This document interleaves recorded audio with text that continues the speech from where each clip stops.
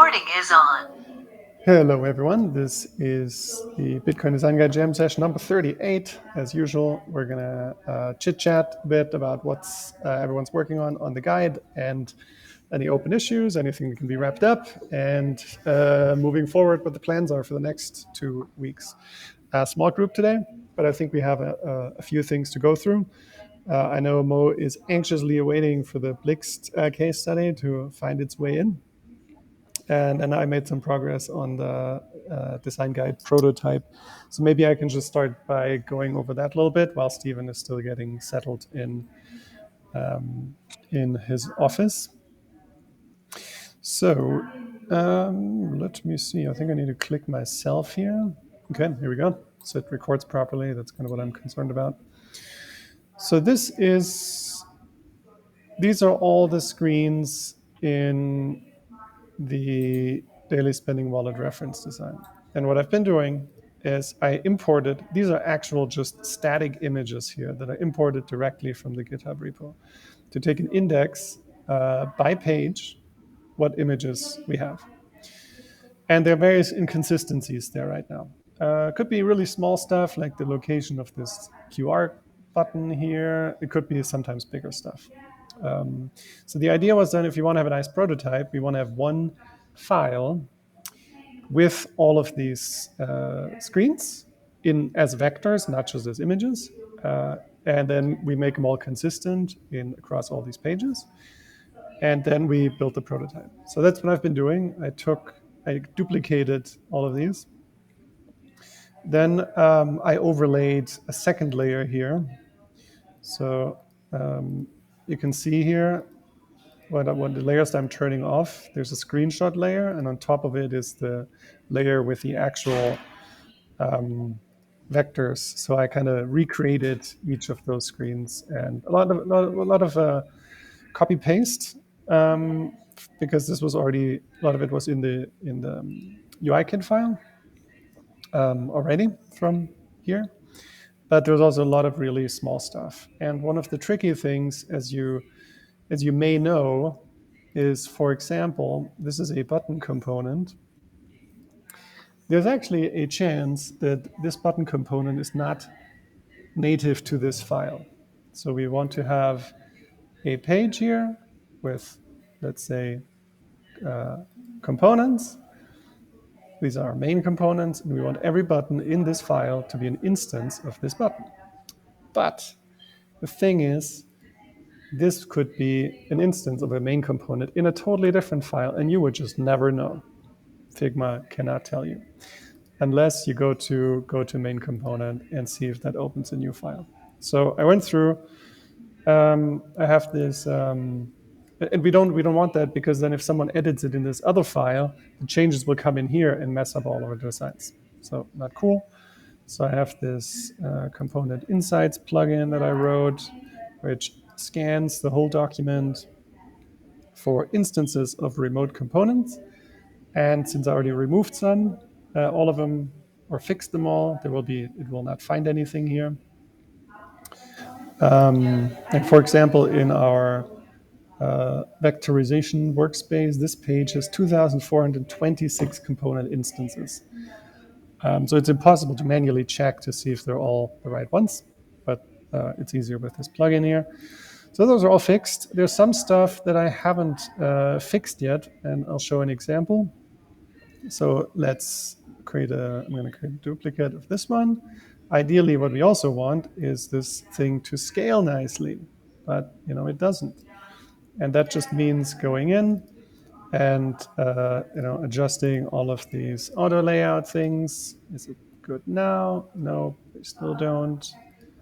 Setting things to fill, setting this one to fill, setting all these to fill. And then if we tweak things properly, then we can have things actually scale nicely. It's nice to have, not super essential, but I'd like to have it.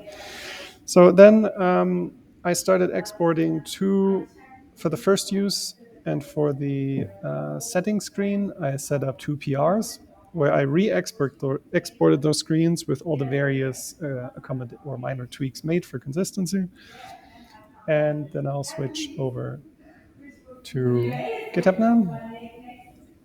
Here. So pull request, minor screen revisions here. You can see some images were updated before and after. Some of it is really minor.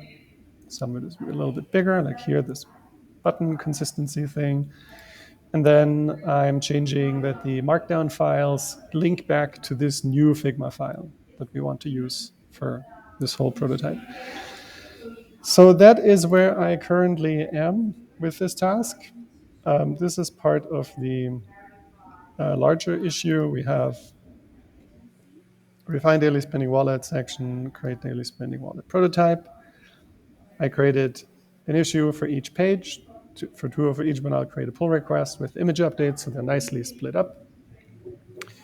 And then after that is done, I'm going to go back to Figma here. After that's done, we need to create the prototype. And I took a look at this, and I don't think we can create it directly from these. I think we need to pick and choose screens that nicely work as a kind of a mostly linear experience, because there's a lot of stuff in here, like some error messages, some alternate design solutions, and those just don't make sense in kind of a if you just kind of want to showcase what this experience, the core of this experience. So for that, I'll create a new page, try to piece together a good prototype, and then I'd like to get feedback on that as well. So that's where this task currently is. Any thoughts, questions, feedback on this one? It's a mammoth task. It's just a ton of really manual stuff. And unfortunately, Figma makes it easy to just move stuff around, but it doesn't give much structural insight into, I guess, the built-in logic, the component system of this, which makes sense. It's a design tool. But yeah, that's what it is. And there's some, I think around the requesting area section here, there's some more stuff that might need that.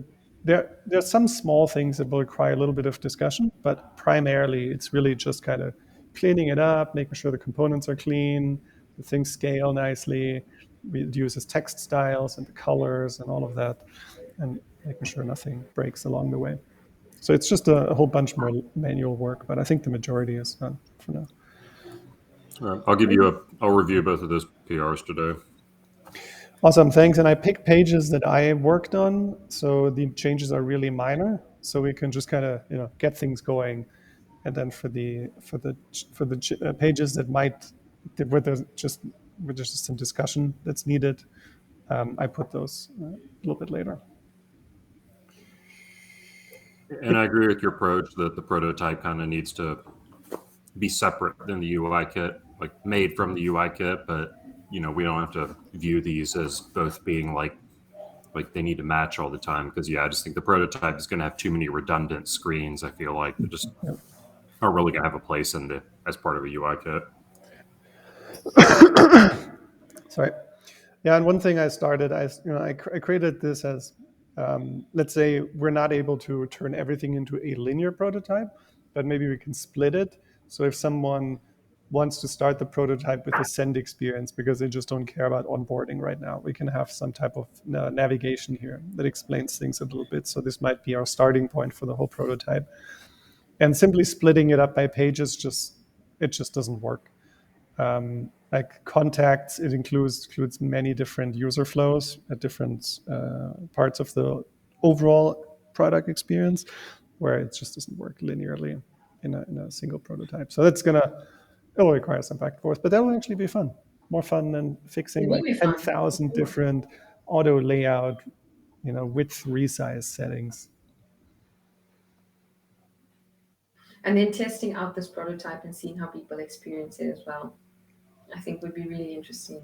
Yeah, because a lot of wallets are based off of these designs, so it would be really interesting. Yeah. Partially, probably, yeah. So that's that one. So I'm just happy to kind of have made some progress on this one, because it's been lingering for a long time. And the other tasks. So any more questions on this one, or should we move to the other ones?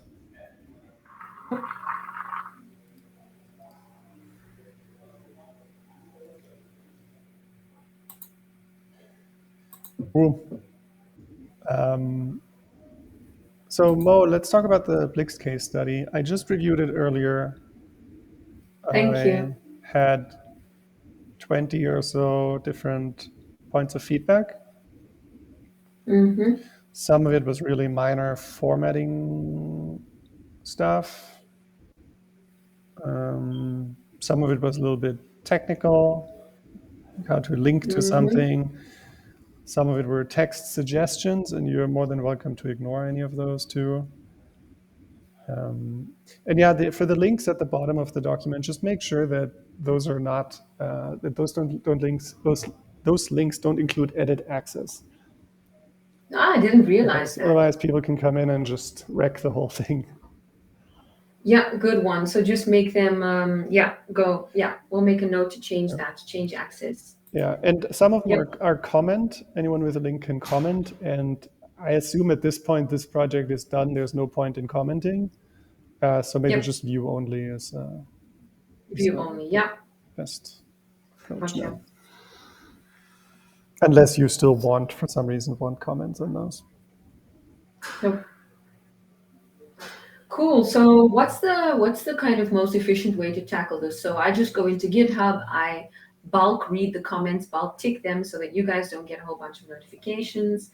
I guess those ones will be for more the textual ones, but I think maybe anything to do with resizing files or anything, then images, maybe Stephen and I would do together. Yeah. Or Yeah, I haven't had time to review all your comments, but I mean, it didn't look too incredibly hard. We could probably knock it out today. yeah, I think so. Yeah, the majority of them. So, I mean, if the majority of them you can either just accept and then they'll just apply. Yeah. It's a little bit better if you, what is it, add to batch, I think?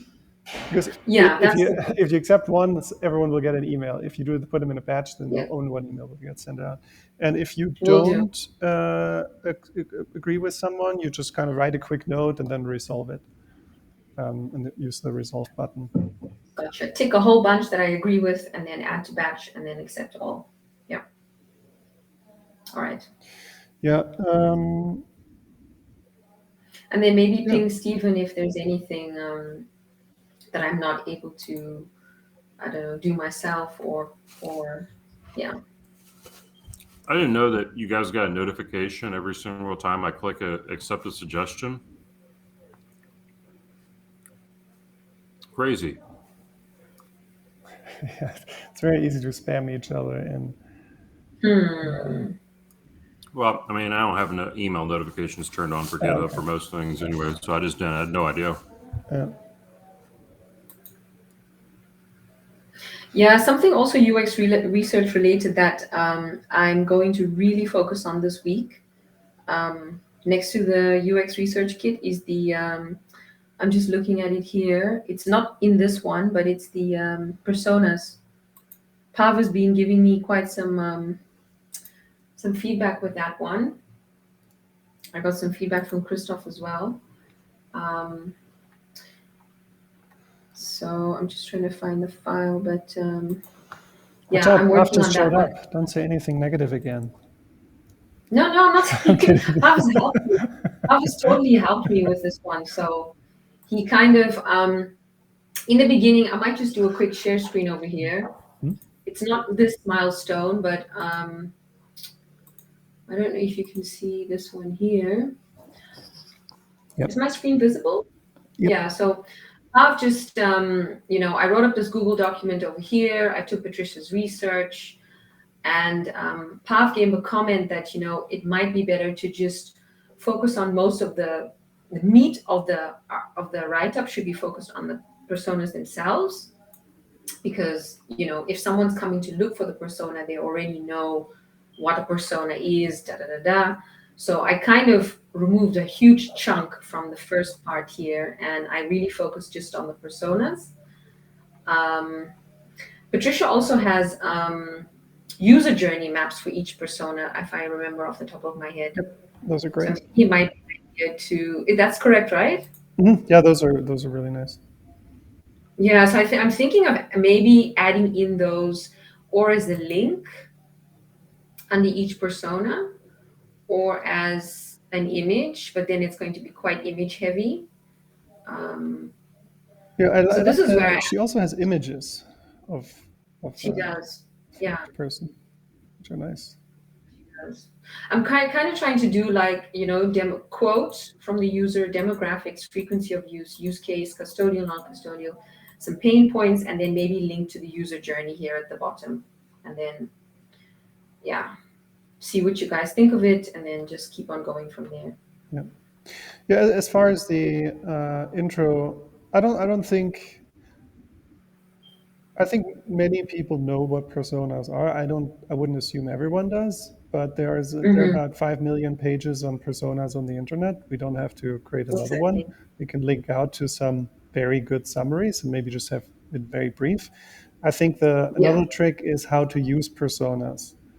Because they also suck at certain things. Like if you try to imagine, the exact, the shape of the nose or their hair or something, you're just too intense, right? They're not meant to be, exact representations of specific people. So knowing kind of how abstract and how detailed to keep them, and when they're helpful and when they're not helpful, just quick bullet tips or so. I think that can be helpful. And do we have any, like with some of the other things, like with accessibility, we focused on Bitcoin specific problems. Do we have anything? Well, I guess those are Patricia's personas. Those are the ones that relate this whole page back to Bitcoin, right? So those are. Maybe even take out this part over here. How can they help us build better products? And maybe even just keep an intro, but keep the intro very Bitcoin focused. Yeah, I don't know. It just depends on the text, depends on what's in there. I think that seems, yeah. But a lot of times when you start rereading and tweaking content, it gets shorter and shorter and more precise. It might just be one of those things. Yeah. Normal writing Cool. process. So yeah, I'll focus on that. Sorry.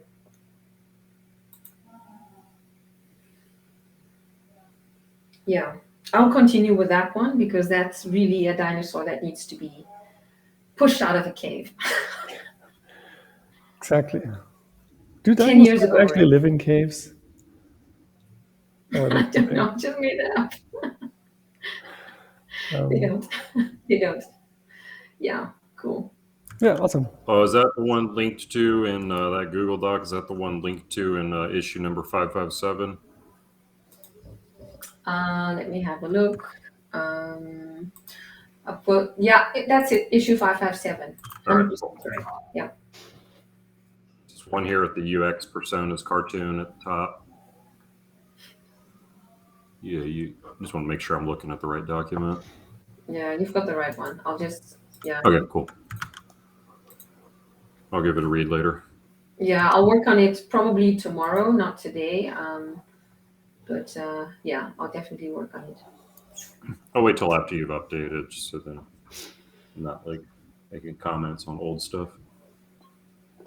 Cool. I'll send you a message on Slack once I've reworked the text. Cool. Yep. And then after that's done, maybe we can just think a little bit about how, if those can be linked to from anywhere else in the guide, if we can start using them in certain projects, if we can create, Stephen, for the merchant section, we can create some unique personas for those, or yeah, otherwise. Yeah. Cool. So this is something that you want to work on afterwards? Yeah, no, I'm gonna, part of my focus this week is I really want to wrap up the I'm looking at Notion now as I'm talking. I want to wrap up the UX research interviews, because that's just an issue on GitHub that's open, and that's basically just creating a quick summary of everything, linking to the original document, and closing that issue. So I want to do that. That shouldn't take which too long. interviews? The ones that we did for the Bitcoin design guide, and then I made the super short, the one I did with Bosch. So I want to wrap up those interviews. I want to actually do the personas one, really focus on that one, and continue working on UX Research Toolkit. So lay a little bit low and focus on the UX Research Toolkit. Pump things out. Yeah, I mean, with the Designathon and whatnot, we were just so focused on community organization and stuff that this is good. I'm trying to do the same. Yeah, and also prepare a. I already started with it. Preparing for Bitcoin Core is a Google document or a Google feedback form where we can get all the feedback. I've already started working loosely with something, but I need some help from you guys in terms of what to include and that kind of stuff. But yeah, we can talk about that on the call. Yeah. Yeah, for that one, yeah. Okay, yeah, that's a different conversation. But yeah. Yeah, it's a different conversation. Yeah. Okay, cool. Do you have anything else, Mo, you'd like to chat about? Let me see. No, I think that's about it. I see Pav tagged me in an issue also on GitHub. I know you and him were cleaning up. I didn't quite look at that. He tagged me on some research issue. Let me see. Wallet scrutiny. I'll look at that later. He tagged me on something. I think you and him were cleaning up and then he tagged me, but I need to look at that. I haven't had a chance to.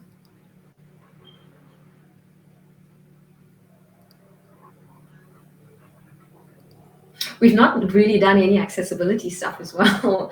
It's more about. It feels like it's more about maybe putting in a bit of a case study about the accessibility stuff that we did. Or you have any other ideas about that? Oh yeah. So the let me see.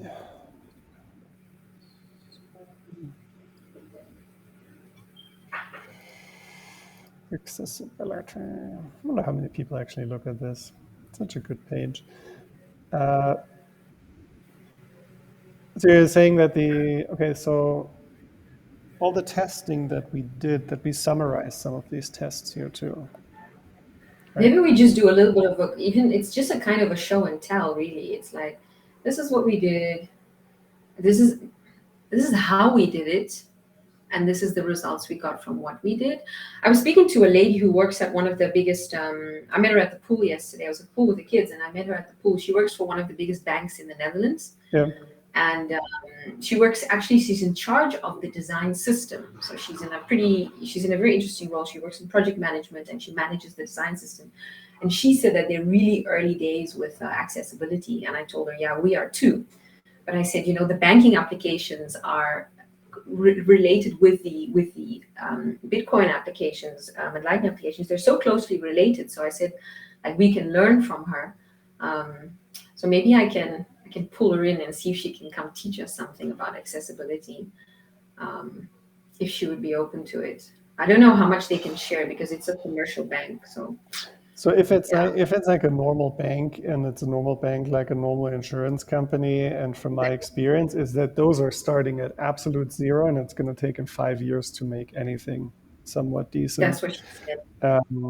So yeah, I mean, yeah, we could even be, yeah. Yeah, but hope for the best. First. Yeah. Yep, sounds good.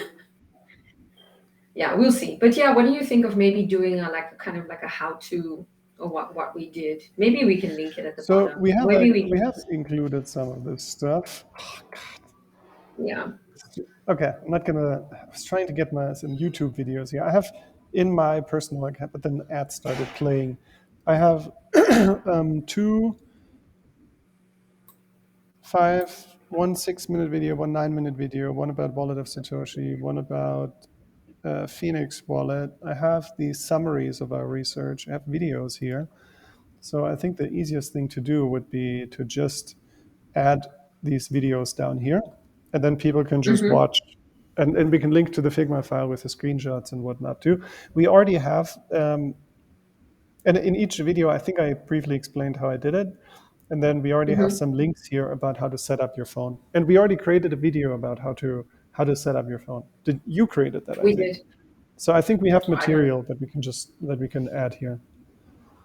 Yeah, maybe it's just adding material at the bottom and sharing it in the accessibility channel, which has been a bit quiet for a while. But Yeah, it's not a hot topic. It needs to be brought up continuously because not something people really love talking about. cool.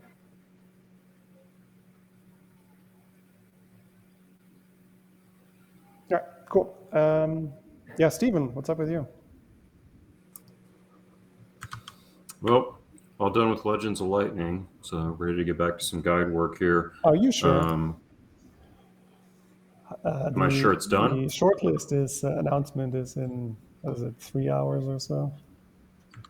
Oh, yeah, but I'm pretty sure I'm done, but we'll see. Yeah, anywho, guide work. Yeah, so I've been collaborating with Mo on the Blix case study one. We've already talked about that. I want to move on today to the descriptors for printable backup community file number 897. So I'll take a look at that one. And then in terms of merchant stuff, posted a document on someday last week before Thanksgiving.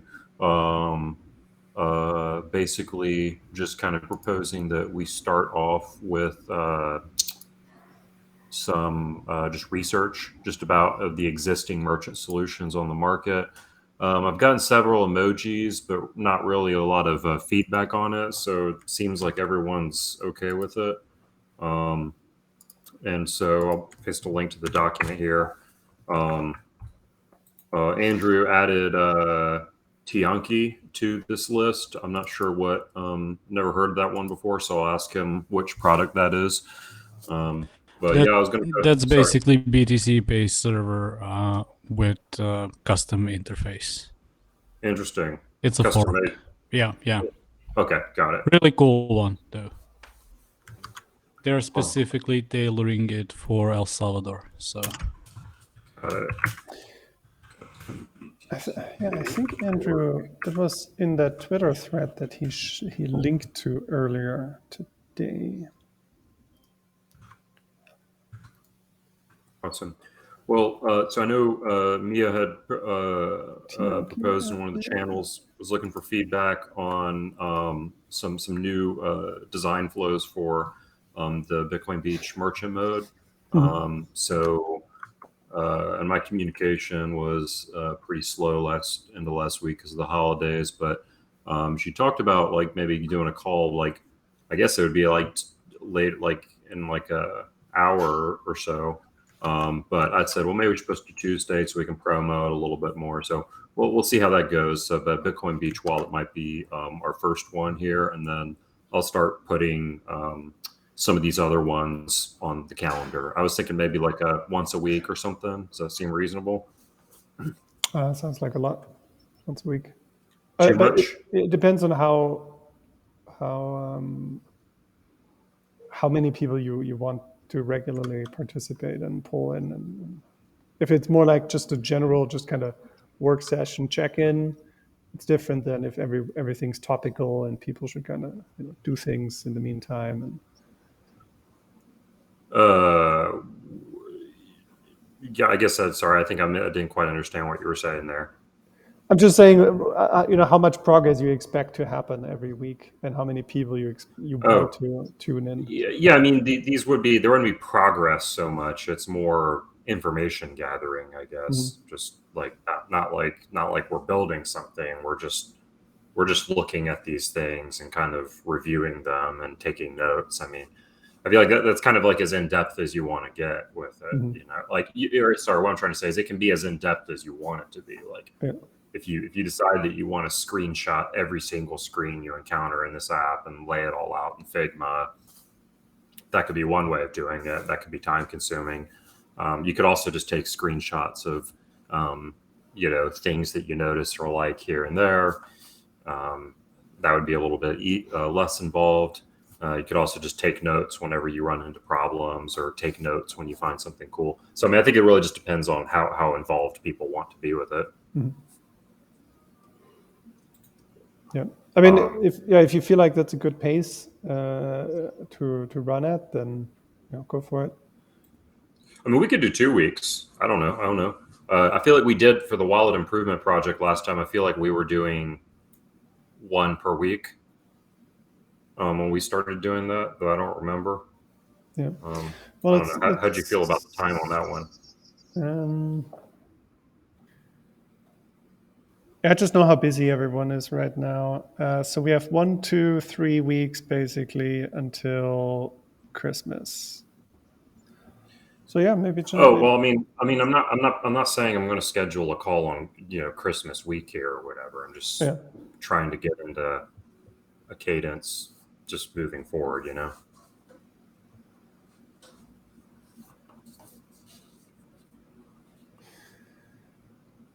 Yeah, I'm probably not going to be able to contribute much because I have like 3, 4 other projects that I still need to that I'm split between. But yeah, you're fine. I mean, yeah. I mean, I feel like this is what we talked about that I was going to help to help take the lead on the merchant section more, so you could focus on the other stuff. Mm-hmm. Yeah, sounds awesome. Pav, what do you think? I think you're kind of a big help with the merchant stuff too. Yeah, we still have to figure out what to do. To me, it's still not clear the direction in which we want to go, but I think things are slowly shaping up. I did have a call with Mo today about setting up the website where people could submit problems with Bitcoin payments. So I teamed up with one guy from Barcelona. Website is called bitcoinpayments.fail, and the goal there is to just get feedback from people with regards to Bitcoin payments merchant or not. I think I still have no idea what would be the incentive for people to post this kind of feedback. I'm thinking now either Telegram or Twitter bot, where you can just tag a thread when somebody's complaining about whatever Bitcoin payments related, and then that can be parsed into a web form of some sort via the bot. I'm not sure, but hopefully that kind of feedback can help us understand what are the realistic problems when it comes to Bitcoin, Lightning, or whatnot payments, and hopefully that can be helpful for the merchant guide as well, and maybe Mo's UX research, or it maybe will just die out. I don't know, but yeah, that's one of the ideas that I kind of want to help him. Still trying to figure out the direction and basically the incentive for people to submit this kind of feedback. Yeah. Maybe we should also share the question ideas we came up with Christoph and Stephen as well, and ask them what they think about the questions. Because we're trying to keep the questions really short, because people don't like filling in long forms, but we want to be able to capture the biggest pain points that they experience without making them feel annoyed when filling in the form. So there's a fine balance between the two. So we kind of came up with some very general, loose questions. It's more very fast questions that they can just select an answer, and then there's one that's a bit longer. So yeah. But, I mean, just to give the context here, you try to make a payment, it doesn't work, you go on Twitter, complain, you go to Telegram, complain, you paying wallet creators that it doesn't work, and this kind of data usually gets lost. There is no way for people to, in a way, gather this kind of information, and wallets aren't really open to sharing it, provided that they're even collecting this type of feedback. So what I'm trying to understand, if this is going to be useful, so collecting data on why payments fail, what are the problems in general with Bitcoin payments, and then making it easy for people to submit this kind of feedback. So I'm thinking, maybe a Twitter bot, because people complain on Twitter, so you just tag a bot, it fills out everything. Maybe just a website where you can share a link, people go and submit this type of feedback. But the problem with that is that, when you are filing a bug report or whatnot, your incentive is that the wallet developer will fix it. And if you submit it to our website, you're generally just sharing your experience with Bitcoin payments, and that we will not be able to fix it. You're just helping us basically do a research on it. So yeah, maybe it's a stupid project, maybe it's not. I don't know. Still trying to think how it can connect with all of these things that we have coming up, such as merchant section, UX, wallet improvements, and things like that. So, but yeah, maybe it can be a small component of our merchant section. I guess that's the point I'm trying to make, because figuring out what are the problems is very important in my opinion before even trying to tackle them. You know, I think this is I bigger agree. than the merchant sections. It also ties into the standardization discussion. Yes, yes. Yeah. You know, and that will stay relevant until all this technology has matured and Yeah, has been adopted. hopefully the whole idea is just to have a way to collect these data collectively somehow and then try to share it with wallets. For example, these are the top 10 things Moon users encounter, and then hopefully that can be helpful for wallet creators. The only problem there is, how do people come across this website? The Yes. only do they Google my Bitcoin payment fail and then they land on the website? Do we just Yeah. bug them on Twitter, or do we make a bot that can just be tagged all the time and then either provide them with a link to the form that they fill in or something like that? I don't know. I'm just trying to, because it's a good idea. It can be a good foundation for a lot of these sections, but how do you incentivize people to participate? Do we have LN URL withdraw for them? 10 satoshis, 20, 50, 100 satoshis when they submit a problem. So I'm just trying to figure out what would be the motivation for people to actually fill this in, because we cannot solve their problem, but in the big picture, it can help us do research. And yeah, that's just what I'm trying to make research basically easier when it comes to Yep, payments. good one. You know, I mean, I'll tell you the incentive. I mean, you know, one thing I've been kind of surprised by in Bitcoin is just, how like, passionate people can get just about the whole like local adoption and keeping track of stuff. Like we've seen the BTC Maps project really take off, lately, and there's been all these kinds of different approaches. So I think the idea would resonate with people actually about just like, if you have this place to report bugs, then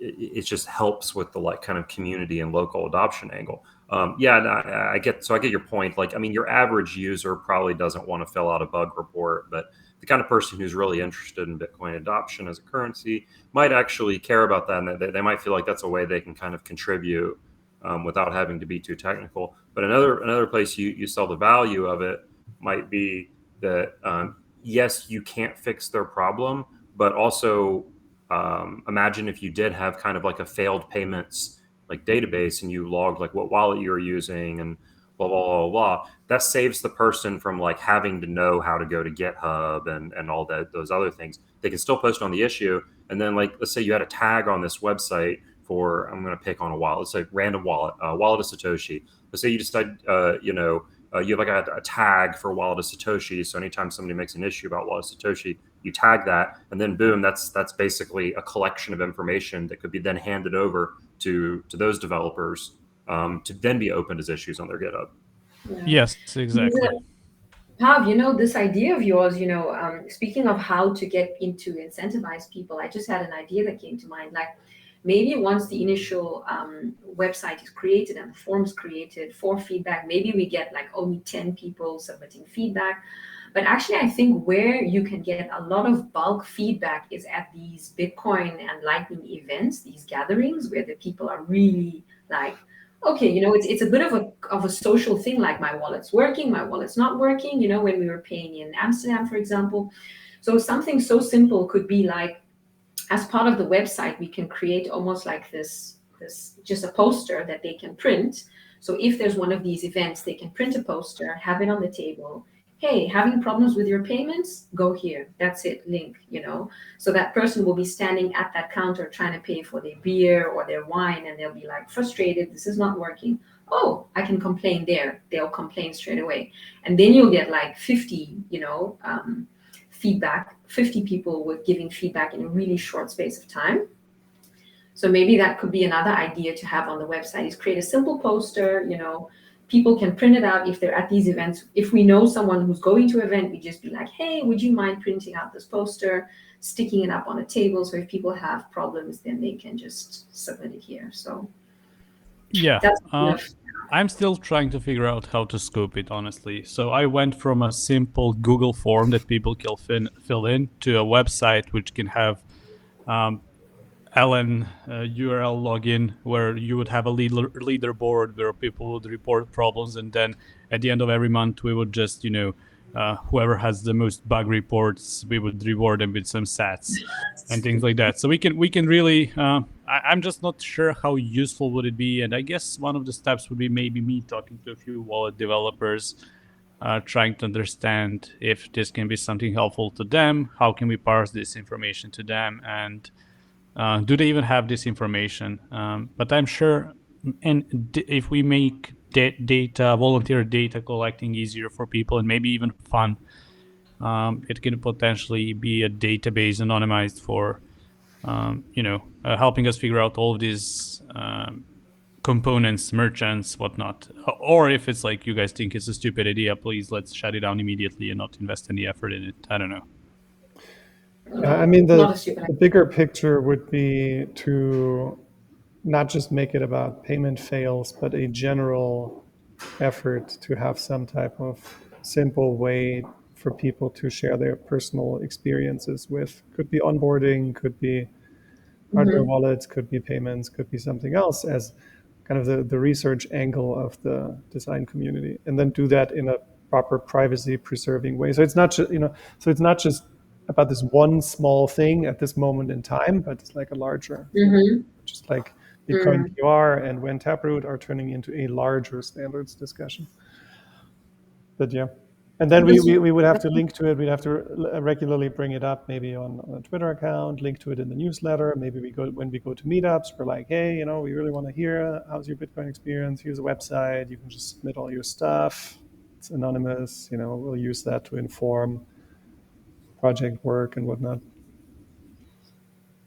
That's what I was asking Pav on the call, is like, does he only want to focus on paying only, or send and receive? Because I guess it seems like a more focused route is to focus on, as Pav said, his initial goal would be to focus on paying only. But I also get your point as well, Christoph, where you're like, yeah, maybe it's the full thing.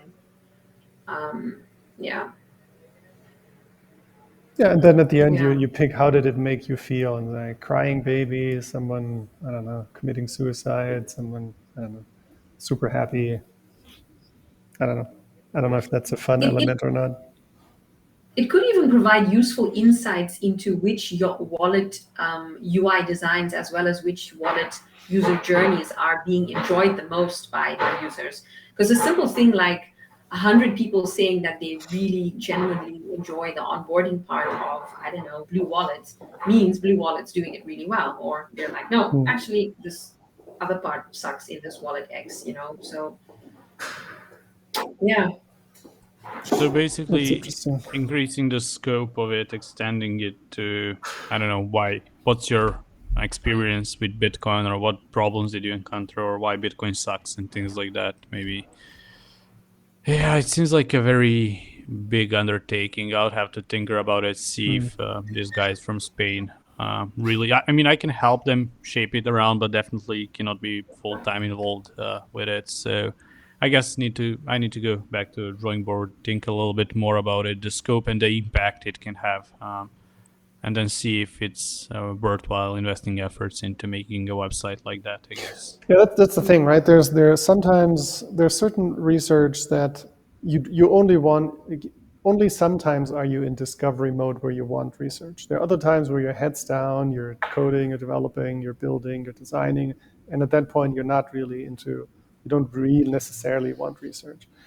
So if this is, and if it's just meant for a small period of time, like right now, the next 2-3 months, gather all this specific on payments, then something more improvised is totally appropriate, and then it can be ditched afterwards.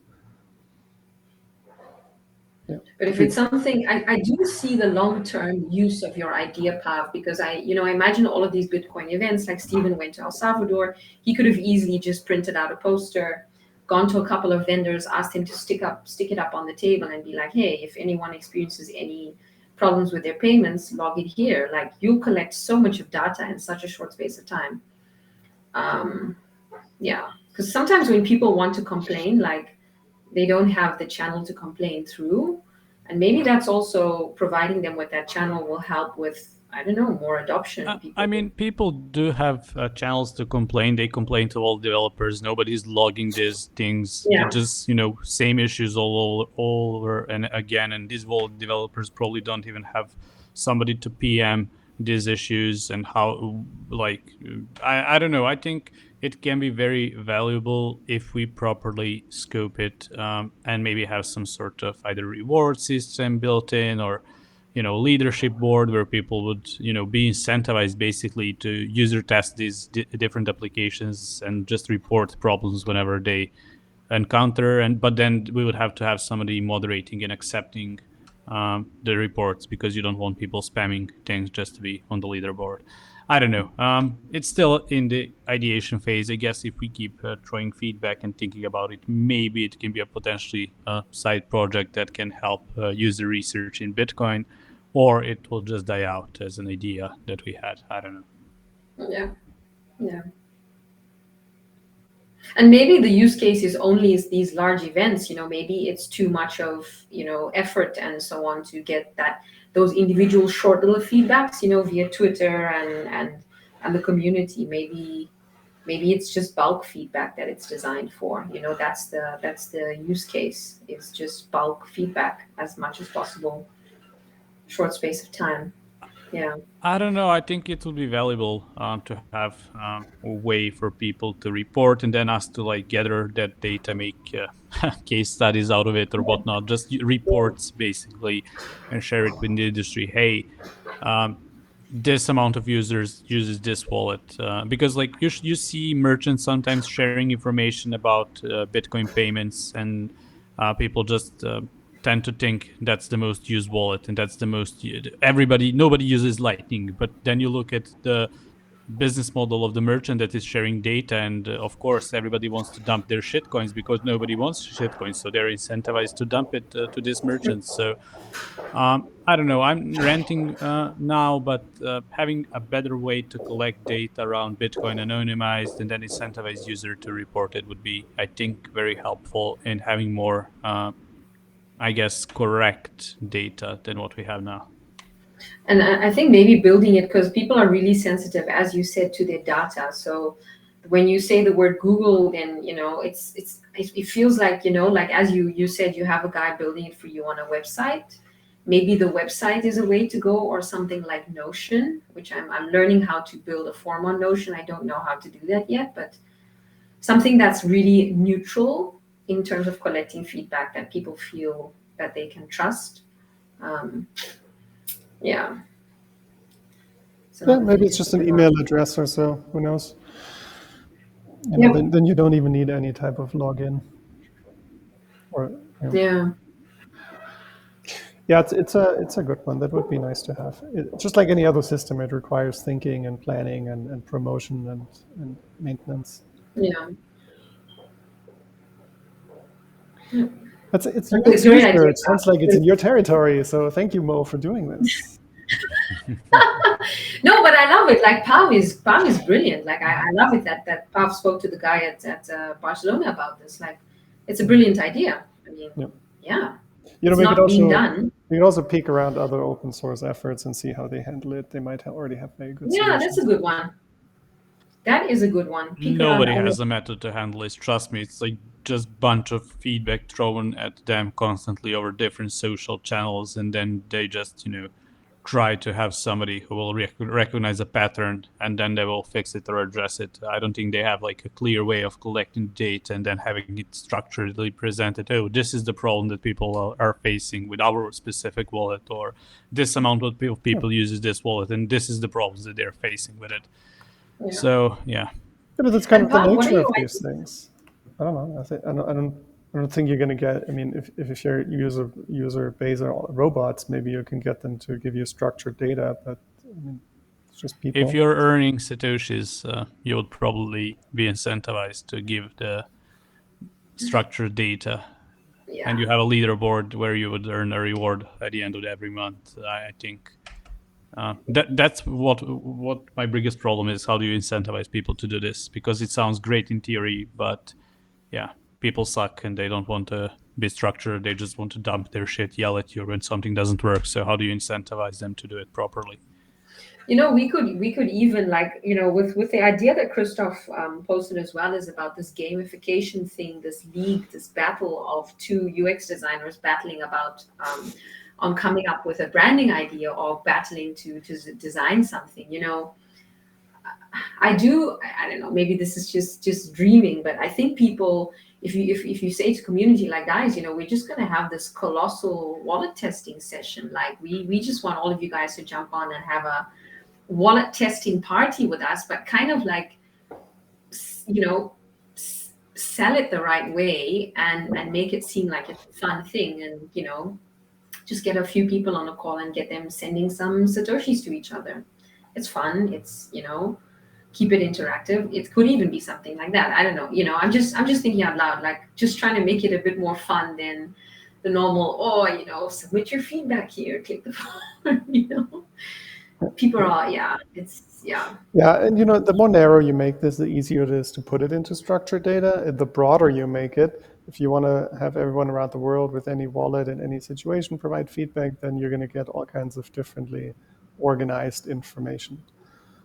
Yeah, it So- could even be like a session with 4 wallets, and 10 people get on the call, and everyone just sends each other from Breeze to Phoenix, and that's the session. Breeze and Phoenix, and the next session is 2 other wallets. We have No. fun. But that's not fair environment. It doesn't happen. Like, you don't have 10 Bitcoiners around you when you're trying to make a payment. Like, this needs to be more objective. I'm like in a more wild environment. That's what that's the correctness of data that I'm trying to achieve. Yeah, Let's you're not right. have, Yeah. like, Yeah. 10 Bitcoiners hand holding you throughout the process. Then it doesn't really make sense to me. So how about this? I feel like there's in the merchant section, we will come up with some type of subcategories. So there'll be small in-store payment, then there will be a web shop, then there might be some type of donation thing, there might be street vendor with a smartphone or a QR code or something.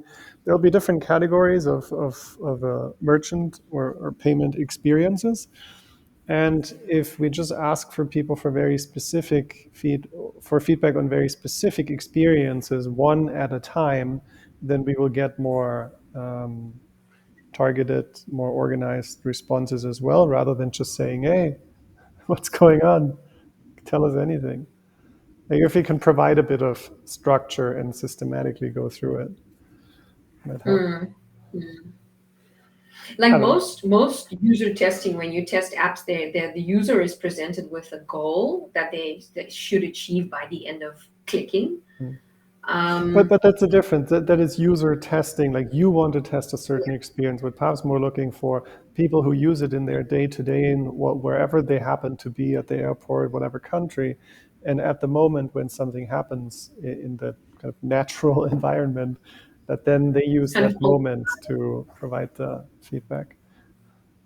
Yeah, I think this is really useful use because it's out in the wild kind of testing. I think they call it ethnographic testing, I think, but it's when the person's just out in the wild, using the wallet and making mistakes. So facing issues, pain points. Yeah. I think it's a really good idea, Paul. So Yeah, it requires a little bit more thinking. Let's think a bit more about it, how to execute it. I mean, the easiest more thing is feedback. just to kind of do secondary research. We just kind of gather a bunch of links and do some searches in few forums and just gather a bunch of stuff and see where that takes us. yeah. See how other open source projects are collecting user feedback. That would be a good one. Yeah. Okay, we have 4 minutes till the hour. What else should we catch up on? Is that Stephen? I don't think we really answered about the weekly question yet. If you want to do it, then let's do it. Wait. Oh, yeah. I'll think about it. Yeah. I mean, we can only do it. I mean, we're going to take a break for holidays anyway, so it's already going to be broken up a little bit. But, yeah. I'll think about it. Okay. Cool. What else do we have going on? So yeah, we still have this tidying up. I have some tasks. I guess just one task in here, and then Pav and I did a bit of issue cleanup. We closed some. We asked questions for a few other. And then there are some that are actionable as well. So that's stuff that I want to get to after the prototype. It'll be my focus, and hopefully I'll be able to get a bunch of stuff done before Christmas. Sounds good. Sounds good. Yeah. Yeah, also roadmaps from this year and for the next year need to be compared and to see what we can transfer to the one for the next year, because there are some really important things there, such as SEO optimization, that I think is still very valuable goal to have in this year. So there are a few things that we never did that can be easily transferred. Yeah, that's the one for the 2022. I think this this is kind of the guild roadmap. It shows you the things that we did and the things we didn't do, but it doesn't show you the things that we did instead, right? The other things that took up our time. It'd be kind of interesting to see for some of those things that we didn't do, like where the time actually went, and what we did get done. I think that could be an interesting perspective too. Yeah, for sure. Yeah. Well, what do we do? What do you want to do? Should we have should we just kind of message each other in the guide channel, or have another session about it? Sure. I guess we can just open up the ones that we think are still valid and tinker if we can add them, and then try to put a timeline to them as well. Also, the roadmap for 23 is something that I also made, but requires some, I guess, somebody to read through it, and we have to align on certain things. I added like additional comments field, which basically is me commenting on what needs to be done, or if goal is clear or not, or if it needs an owner or not. So some goals don't even have a time frame, which doesn't mean that they need to have a time frame. It just we have not defined them. Maybe it's not even valuable to have a time frame for certain goals, but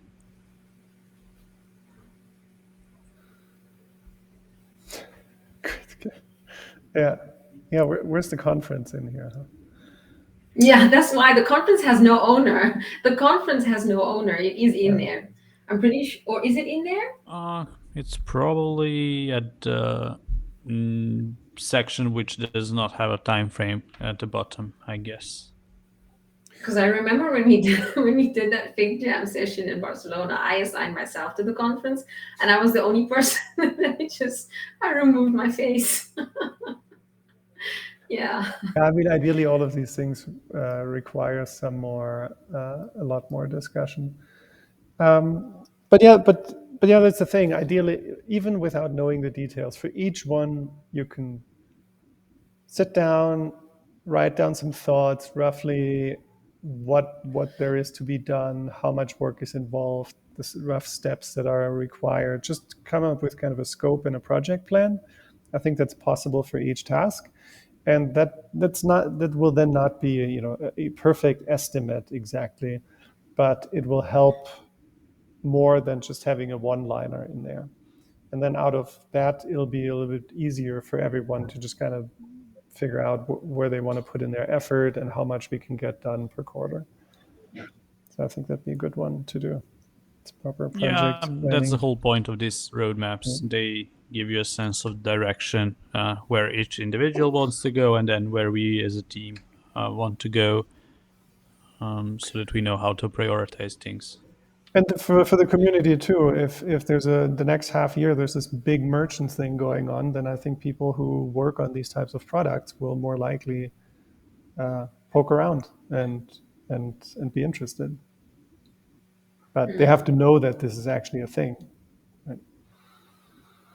Speaking of the community and the merchant section, I'm just, I know Christoph wanted to have more focus with our community calls coming up 2023, but maybe it would be an idea to do an entire community call on merchants. I don't know, just only talking about merchant related stuff.